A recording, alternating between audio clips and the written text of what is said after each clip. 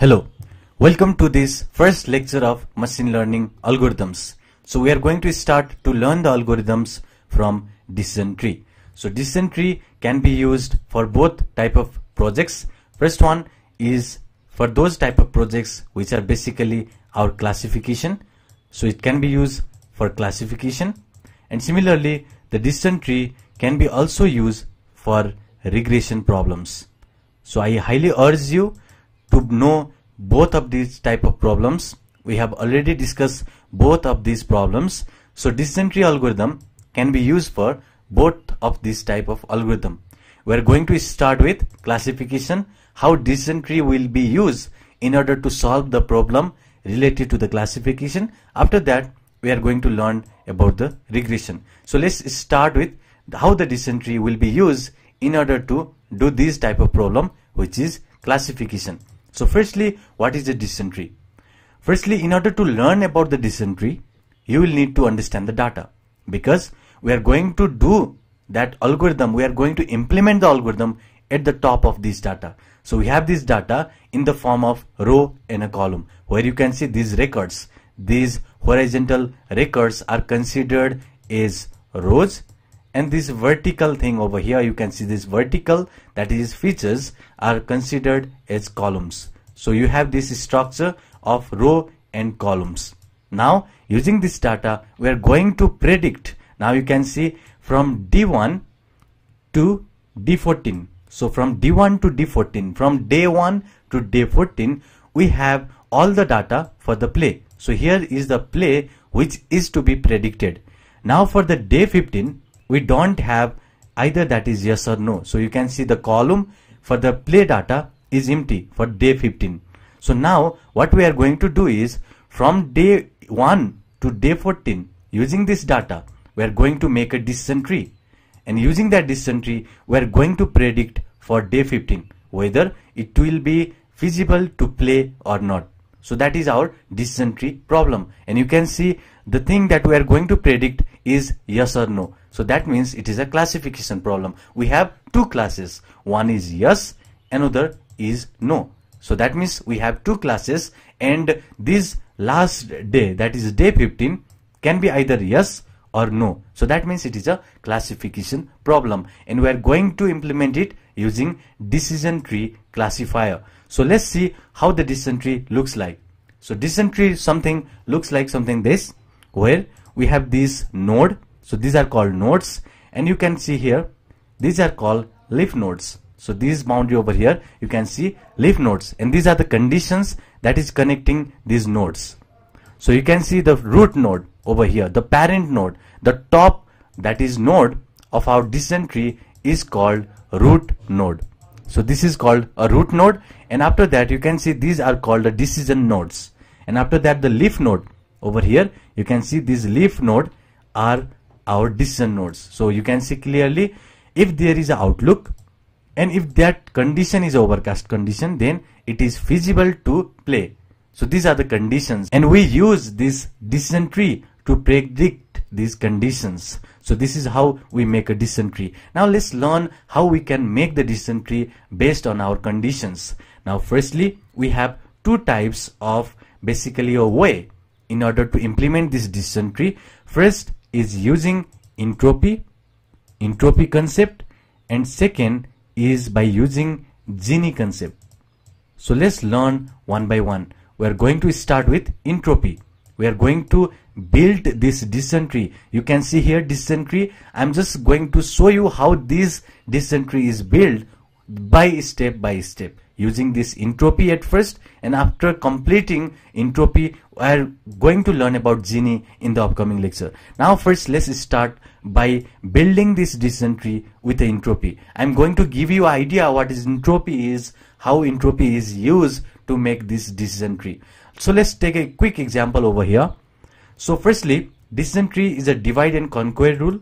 So that means it is an algorithm which is greedy based algorithm, and this is the algorithm that is researched by these two researchers that has mathematical background. And now we are going to learn about how to create and how to use decision tree algorithm. Let's take an example. Let's take a quick example over here. So we can see the data is splitted over here. So this data you can see is in x and y axis. So what is x and what is y here? So this x axis is nothing but this, you can clearly see this is the x axis, this horizontal is a x axis, and this vertical is a y axis. So now any point has that corresponding x and a y axis. Let's say this point where we have this origin, so this point is 0, and after that here in the x axis we have 1, and this each of the cells represent 1 unit, so 3, and next cell will represent 4, and so on. And similarly same goes for y also, each cells represent 1 unit, so this is 1, this cell is 2, this cell is 3, and this cell is 4. So then what is the coordinate? Let's say what is the coordinate for one of these points. So let's say what is the coordinate for, let's see, these points. So let's take here, what is the coordinates of this point, this red point. So let's write the coordinate of this red point. So we have to just give this comma, and this is the way to write the coordinates in x and y. So firstly we see how much far this point is in the x axis. So for that we just count this cell. So this is 1, this is 2, and you can see we just reached to this point, but it is little bit, that is at right of these 2 units. So that means it can be somewhere that is 2.2 units. So that means it is at 2.2 units. So I'll just consider this as a 2.2 units, and that will be over here. So it is, this point is particularly at 2.2 in x axis, and now it's time to go for y axis. Let's count for the y axis. So this is 1 unit and this is 2 unit, and it is right above the 2 unit. So this point is right above the 2 unit, means I'll just say it is 2.4. So this is the coordinate for this point, and similarly this point will also have some x and y, and so on. This point will also have some x and y, and each of these points on this graph will have some x and y. Now this is our given data. Now using this data we are going to create a decision tree. So firstly just remember these are only the points that is just plotted in x and y axis. Now using this data let's plot our decision tree. So let's see. So now I have taken this a concrete, just a random guess to this decision tree. Let's see if this works or not. So firstly what I guessed was this portion, just remember this is a x0 and this is x1. So this is x0 and this is x1. So that means I just randomly guessed that, firstly just remember this brownie over here, so something that is a golden. So you can see we have just a node, this is a decision tree, and in that we can see this golden part, they are called decision node, and this part now, these are called as a leaf node. Now our decision tree algorithm is going to be making sure that this leaf node will be pure. So that is our basic algorithm implementation. So just remember here there are 2 type of node in the decision tree. This first node, these you can clearly see, these are called as a decision node where you keep the decisions, and after that these node are a leaf node, and our main aim of this leaf node is to make them pure as much as possible. So what do you mean by pure? So firstly what do you mean by pure? So pure means, let's take an example over here. So if I have, that is 2 types of data, like here you can say one is a red data, I'll just type R for the red, and another type of data is a green data. So we have 2 type of data. You can clearly see either we have a red or we have a green. So now if this, that is a leaf node, in the leaf node if the data is something like this, let's say if the data is RG, you can see we have one red data, that is any of this one data, and another green data, and again red data and green data. So this is impure because we have both variant of data. Now similarly what if we have something like this in this leaf node, this is the leaf node. So leaf node doesn't have any branches, so this is a leaf node, so it is not further attached with any branches, so that means it is a leaf node. So this leaf node must be pure, and that is the requirement of a decision tree. So now in this leaf node if our data looks something like this, red points, red points, and red points. Then this is called as a, that is our pure node. This is pure leaf node. That means we have only one classes of data. We have only red.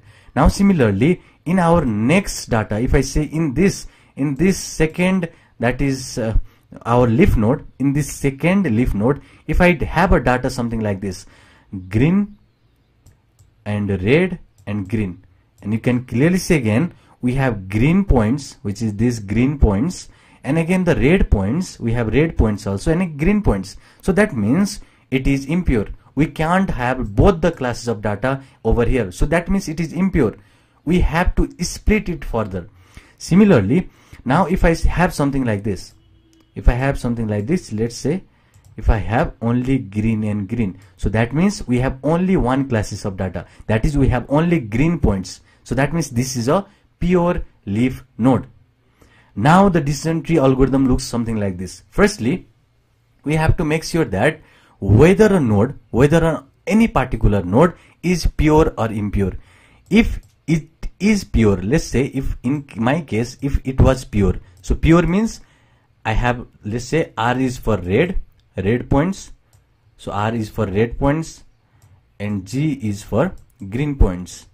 So this green dot over here, this green data points is for green G, and red is just giving R over here, it's just a notation. Now let's say if this leaf node has only the green points, that means obviously this is pure. We don't have red combined with green, so that means this is pure. And whenever your node is pure, you do not further split it. But what if this is impure? So what if this node, this particular node was impure like this? It was green, red and green. If this particular node was impure, we have to further split it into again multiple node. So that is a basic requirement of our decision tree. So let's see, let's implement this algorithm now. So what I have done over here is we have given some decisions. So we have just randomly chosen this decision for now. Just imagine I have given some random decision for now. I'm going to verify why I choose this decision rather than other, because you can clearly see we do not have only this decision. We can also take infinite number of decision. I can just say x naught should be less or equal to 4, or x naught should be less or equal to -4, or x naught should be greater or equal to 4. We have so many decisions. We can just say x naught can be greater or equal to 14 or so that, because we have infinite numbers. So that means we can take infinite number of decisions. But why I preferably choose this will be discussed in a minute. But for now, just imagine I just choose some random decision for now. Just I'm going to show you how this decision tree is made, and after that I'm going to discuss why I choose this decision rather than other. So for now, let's say I just randomly choose this decision. So when I choose this decision, our data will be split into two. So let's see, whenever our data, in this case you can clearly see at the top we have two type of data. One is being green, so you can see here, I'll just take a pen. So you can see we have two type of data over here where we have this green. So if you count this green over here, we have this total 10 data. So we can count 1 2 3 4 5 6 7 8 9, and 1 will be somewhere here. So we have 10 total data, so it is 10. So 1 is at the center. So we have total 10, that is green points, and total 10 red points if you count from here. So that is at our, that is root node. That means it is at the top. Now we have to divide these points. Now for that, what I did was I was just going to classify it. So, and I just made this decision. Just imagine I made this at this point, I make it randomly. I have already told you I'm going to just justify it why I use this, but just imagine for now inside your brain that I use this randomly. So whenever I use this decision, this line was created. So this line is nothing but the equation of x naught is less or equal to -12. So this is that line. So this is the horizontal line, that is x naught is less or equal to -12, which is the decision node that is given inside this, that is node, root node. And now we are going to classify whether if this condition is true, which in this case, in this position if that is yes, and in that position if that is no. So now let's do that. So if in the position where we have yes, if the decision is made, then let's see x naught, in our case x naught, let's say this is our line is a x naught, and if x naught is less or equal to minus 12, so that means the decision will be, if x naught is, in this case if that is yes, then we will going to just get a point which is x naught is equal to minus 12, minus 13, minus 14, something like this. We are going to take the point. So you can see here, over here, this is our minus 12. So we are going to take each and every points that is away from this minus 12. So that means this will be minus 13, minus 14, and so on. So in that case, in the case of yes, we are going to check if that condition is true, then this line, so above that line we are going to get that points. So you can clearly see we have 4 points over there. One is this red points over here, another is these points over here, another points over here, another points. So that means whenever this condition is true, we are going to plot a line, and whenever we check the line, in this case we saw something like, we just saw here clearly, whenever this condition is true, we get yes or no. So yes means all the points that is away. So basically that is a condition, and if the condition, you can say it is less or equal to minus 12, and less or equal to minus 12 means it should be minus 13, because there is a minus, so it should be minus 13. So any point that is at minus 12, minus 13, and so on, minus 14, minus 15, and so on will be included in this yes part. And any point that did not satisfy this condition will be at no. So that means entire this point. So the line, the points that will be beyond this line or at this line will be at the yes part, and the points that will be beyond this line will be at the no part. So let's see how this classified. So I'll just say here, so you can see whenever this was true in our condition, whenever this condition was true, if you check this condition says that x naught should be, for all the point, x naught should be either minus 12, because there is less or equal. So there is equal means it should be either minus 12 or point minus 13 or minus 14, and so on. Any point that is going beyond this line and that is at the line. So we have 1 point at the line and 3 point beyond that line. So we get all of these 4 points, and you can see we have these 4 points. Now what the decision tree says, if we have that is impure node, then we are going to break. So you can see clearly see over here at the root node, our root node was impure because it contains both green and red. So this was impure. But now as we just use this condition, our next node, the node was pure. So you can see we have only red points. There was no green points. So that means this is pure node. Now if you get pure node, you do not have to further divide it. But in the no part, let's go in the no part. In the no part, you'll see that we have impure node again, because in the no part, everything, every data point that is over here, that is greater or equal to minus 12, or this each and every data, these datas, each and every datas will be at the no part.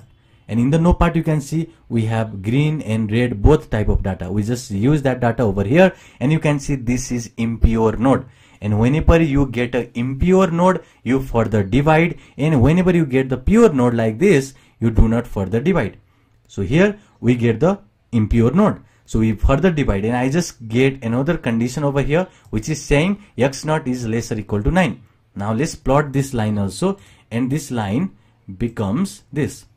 So this line over here, you can see the line equation is x naught is less or equal to 9. Now again we check for yes condition and no condition. Now first do by yes condition. So what does this mean? So this means if x naught is less or equal to 9, so this condition means for the value that is x naught should be firstly equal to 9, and lesser than that means 8, 7, 6, and so on, means we go for here. So here you can see this portion, this many portion over here will be in our yes part, and the remaining this portion will be in our no part. Let's plot this. Now again, in the yes part, you can clearly see in the yes part we have this, that is, it should be in the line also, so it is equal to 9. So that means this also should be included. These many points will be in our yes part, and you can clearly see we have again this impure node. We clearly see that we have impure node again. So for the impure node we further divide, but firstly let's check for no also. So whenever this condition is false, so condition false means we get all this data.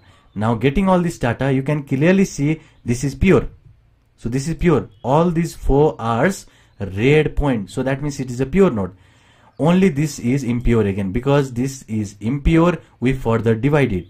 And I just further divide it with the next condition, which is x1 is lesser equal to 9. I plot the equation, and this equation looks something like this. So x1, this is the line equation, x1 is lesser equal to 9.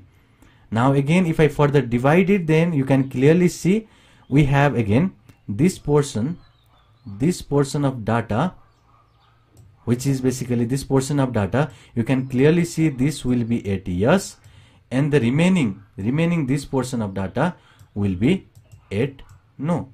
So that means we further classify it, and we clearly got pure node. So you can see in this node we have only green, in this node we have only, that is, red. So that means each and every leaf node are pure now. So you can clearly see this is also pure, and this is also pure, and this node is also pure, and this is also pure. So that means we now terminate our algorithm. So decision tree, split of a decision tree will take place until and unless the particular node is impure. If it is pure, we stop at that position. Now just use this decision tree for classification. Let's see if this 15,7 point is, that is, a red point, or this point is green point. So we have 2 points. So let's check if this 15,7 is green or a red. Now let's use this decision tree. So firstly, you can clearly see in this 15,7, this 15 is nothing but x0. This is x0, and 7 is x1. So x0 and x1. So x0 is 15, x1 is 7.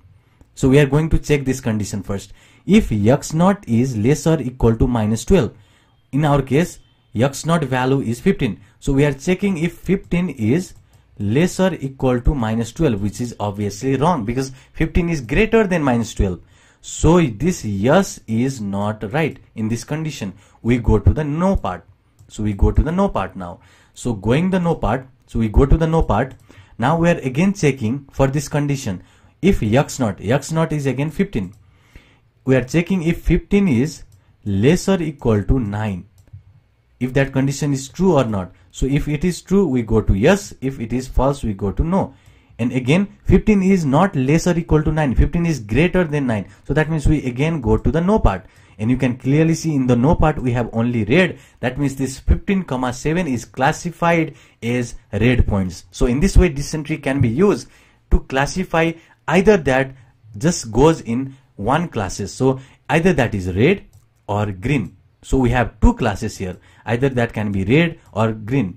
So here this point is red using this decision tree. So let's classify here. So you can see it goes to no point, and again you can see clearly this 15,7 is this that is in the pure node now, and that means this point was red and not green using this decision tree. So we made this decision tree. I have already told you before that I am going to talk about this condition now, why this condition is used and why not other condition, because there might be multiple conditions for this one, why we should use this x0 is lesser equal to -12.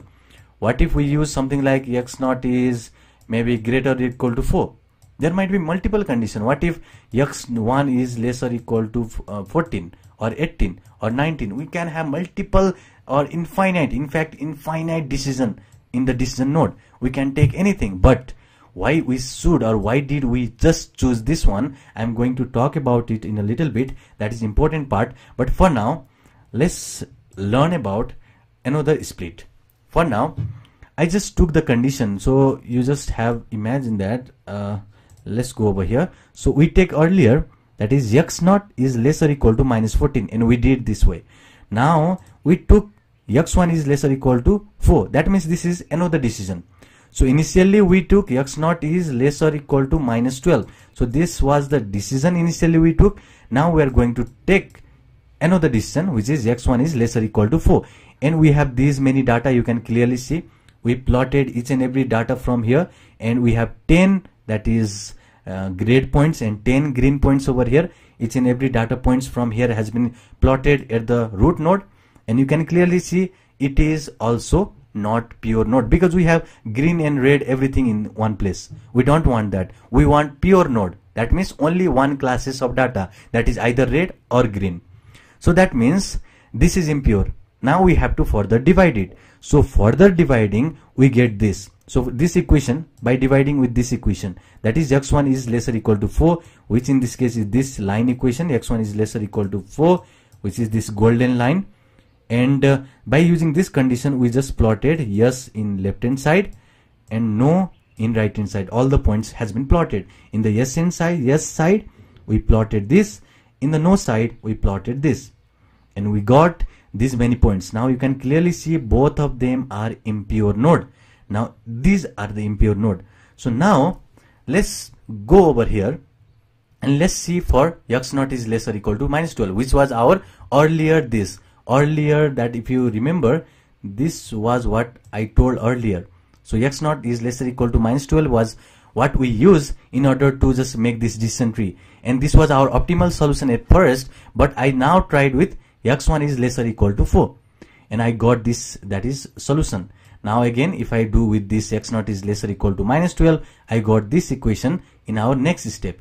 Now you have to determine which of these split is better. Which of this split is better?